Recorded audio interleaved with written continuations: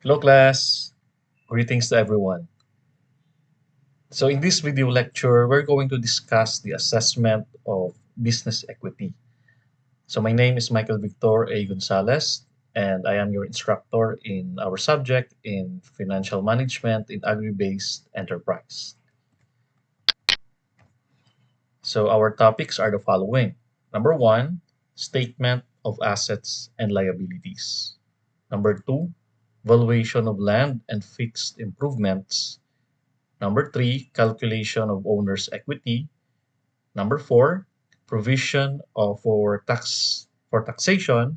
And number five is owner's equity and net worth. Okay, so let's begin.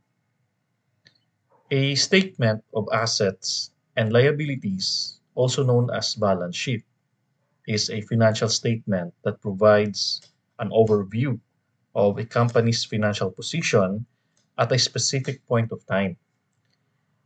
In the context of agribusiness, this statement would outline the assets, the liabilities specific to agricultural operations.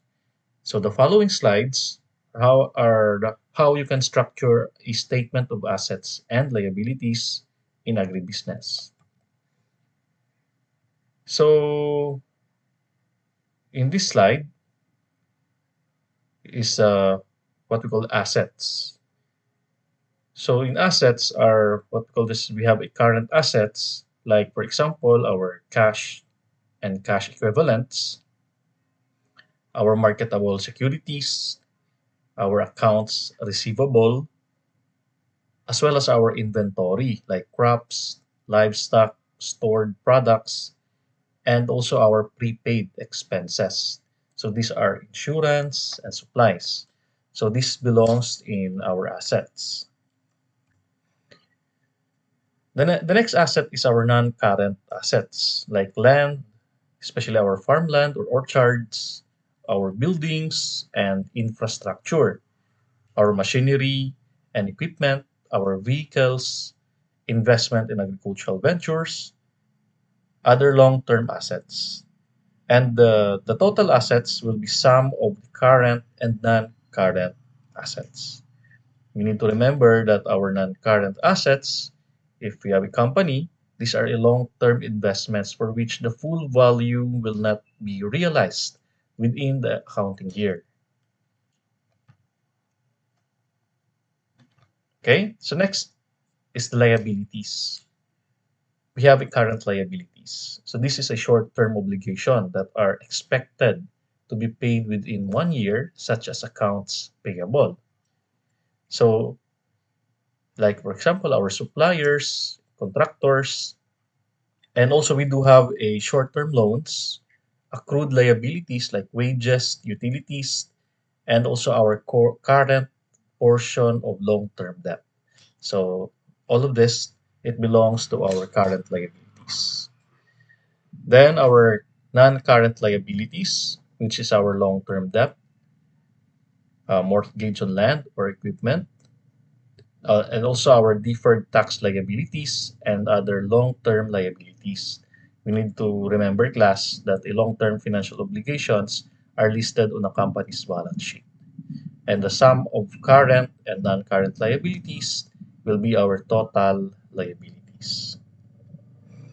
And our total liabilities, students, these are combined debts and obligations that an individual or a company owes to outside the parties.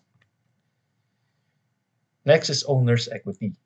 So the owner's equity, we need to uh, uh, understand that the amount of money that will be returned to a company shareholders if all of the assets were liquidated and all of the company's debt was paid off in the case of what we call a liquidation.